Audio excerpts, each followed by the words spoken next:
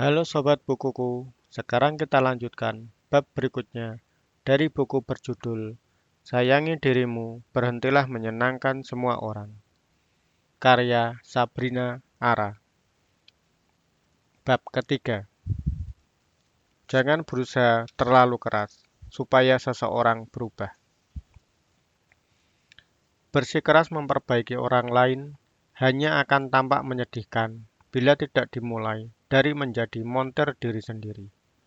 Berharap orang lain berubah adalah sesuatu yang wajar, terlebih bila perubahan tersebut menuju pada kebaikan bersama.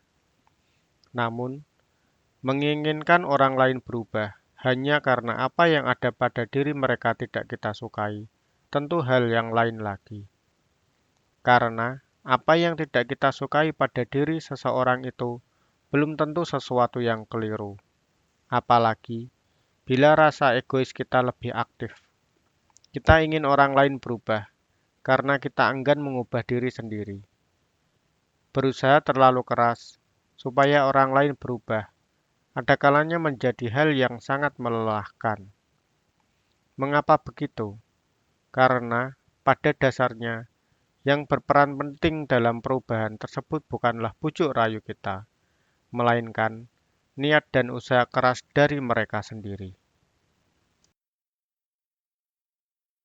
Bab ketiga, subbab pertama, penjual gosip. Gosip itu bisa jadi candu yang akan terus memburu bila tidak diburu. Sementara, candu biasanya akan membuat kita kesakitan tiap kali tersiksa ketika kita tidak bisa menelannya. Kau paham istilah kulaan? Ya, kulaan adalah membeli barang dalam jumlah besar untuk dijual kembali. Istilah ini umumnya memang dipakai dalam jual beli barang. Namun, dalam kehidupan bersosial, ada juga orang-orang yang senang kulaan gosip untuk kemudian dijual kembali pada yang berkepentingan. Tidak dimungkiri, gosip memang bisa sangat menggoda. Ibarat makanan lezat, gosip mampu menghangatkan sebuah percakapan. Bahkan, gosip dapat menjadi candu yang membuat penikmatnya sudi berburu. Akan tetapi, meskipun menyenangkan, gosip negatif dapat melukai orang-orang yang menjadi korbannya. Apalagi jika gosip tersebut diedarkan oleh mereka yang hobi menjual gosip, maka gosip yang belum tentu benar itu akan cepat menyebar tanpa ada yang siap bertanggung jawab. Penjual gosip bisa saja ada di lingkaran pergaulan kita. Mereka datang dengan manis, membawa gosip baru, dan menimba informasi lain dari kita untuk dijual ke tempat lain. Dijual di sini bukan berarti memberikan informasi ke media infotainment untuk menghasilkan uang ya. Namun, mereka memanfaatkan gosip-gosip yang diperolehnya untuk dapat melakukan pendekatan ke lingkaran pergaulan yang diharapkan. Mengapa mereka menjual gosip?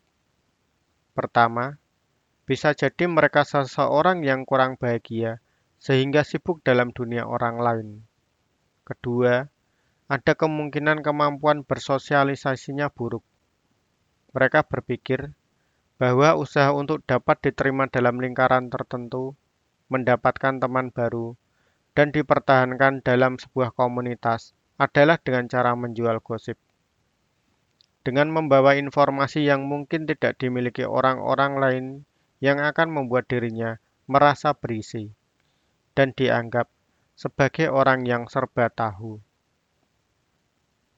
sehingga orang lain akan suka kepadanya. Penjual gosip biasanya sangat manis dan humble. Mereka pandai membaca psikologis lawan bicaranya, seperti bunglon. Mereka bisa berubah warna sesuai kebutuhan. Bisa saja di depan kita memakai topeng berwarna coklat, tetapi di tempat lain menggunakan warna biru.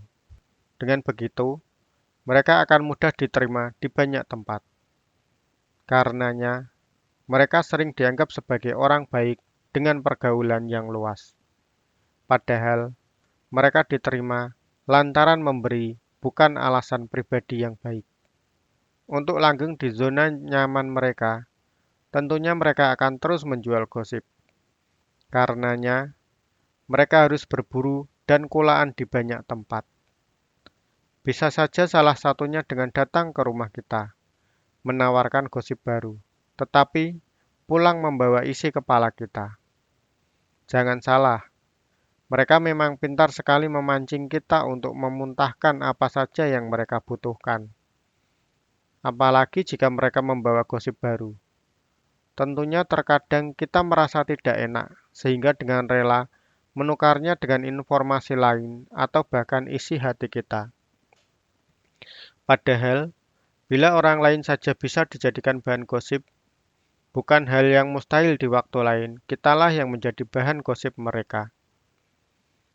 Orang-orang jenis ini sebaiknya dihindari. Namun, bila terpaksanya memang harus berinteraksi, usahakan jangan menjalin hubungan terlalu dekat, apalagi bercerita terlalu dalam. Mungkin mereka akan bercerita di hadapan kita tanpa diminta. Maka, beri saja reaksi standar yang bernilai netral dengan anggukan atau ucapan. Ah, biarin saja menjadi urusan mereka. Selain itu, sebaiknya kita juga tidak perlu berusaha memperbaiki tabiatnya. Karena dengan menasihati mereka, kita hanya akan menjadi sosok yang tidak disukainya dan tentu akan menjadi bahan gosip baru. Terlebih seperti dikatakan di depan, mengkonsumsi gosip bisa jadi candu. Maka akan sulit rasanya mengobati candu itu bila sudah berdosis tinggi, bukan?